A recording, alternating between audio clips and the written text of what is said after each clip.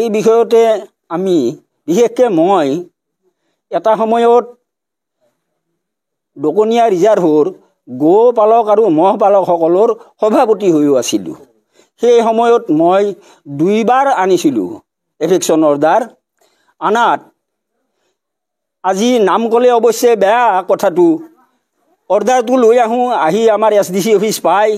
SDCয়ে এই বিদেশীসকলক সুৰক্ষা দিবাৰ খাতিৰত তেওঁ কি কৰে, এটা ডাঙৰ হিচাপ দি দিয়ে চৰকাৰক যে তাত দকনীয়া ৰিজাৰ্ভত 22,000 বিঘা মাটি, তাত এভিকশ্যন কৰিব লাগিলে বুলডোজাৰ ইমান লাগিব, হাতী ইমান লাগিব, মানুহ ইমান লাগিব, জাহাজ লাগিব পাৰ কৰি নিবৰ কাৰণত এটা ডাঙৰ অংক লিখি দিয়ে।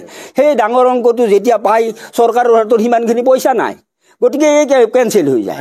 এনেকৈ থমকি ৰয়। এনেকৈ মানে আমাক এনে মিছাতে আমি অহা যোৱা কৰি বাতি কাঢ়ি বয়সেই খেদালোঁ। সেই সময়ত প্ৰশাসন দুৰ্বল আছিল নেকি? দুৰ্বল মানে এনেকুৱা দুৰ্বল, তাৰমানে ভেটি খাই অন্ধ হৈ গৈছে, চকু নাইয়ে, জ্ঞানেই নাই। গতিকে সেইসকলে দেশৰ কথা কি বুজিব? চৰকাৰক কি আহ্বান জনাব? চৰকাৰক এই বুলিয়ে আহ্বান জনাইছোঁ, যিহেতুকে আমাৰ অসমৰ ইমূৰৰ পৰা সিমূৰলৈ আমাৰ আপাৰ আছামৰ পৰা এভিকশ্যন হৈ আহি আছে। দেখিছোঁ 400 বিঘা মাটি, 800 বিঘা মাটি, ক'ৰবাত 80 বিঘা মাটি, এনেকৈবিলাক এভিকশ্যন হৈ আহি আছে। কিন্তু আমাৰ দকনীয়া ৰিজাৰ্ভখন 22,000 বিঘা মাটি। অসমত এনেকুৱা নাই কিজানি ডাঙৰ ৰিজাৰ্ভ। সেইখন এতিয়া ভৰি পৰিছে বিদেশীয়ে, গোটেইবিলাক বিদেশী। মই প্ৰমাণেই দিব পাৰোঁ, ঘৰত লৈ গৈ মই দিব পাৰোঁ। মই তাত খোজকাঢ়ি ফুৰা মানুহ।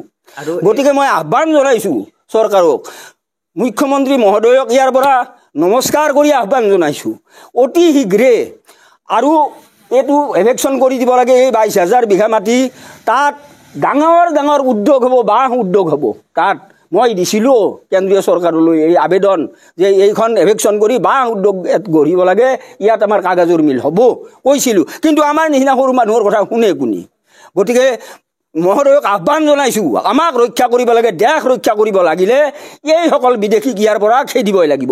তাত মই অকলে হাজাৰ মানুহ তাত লৈ যাম। মই ৰাজহুৱাভাৱে এভিকশ্যন হ'ব লাগে।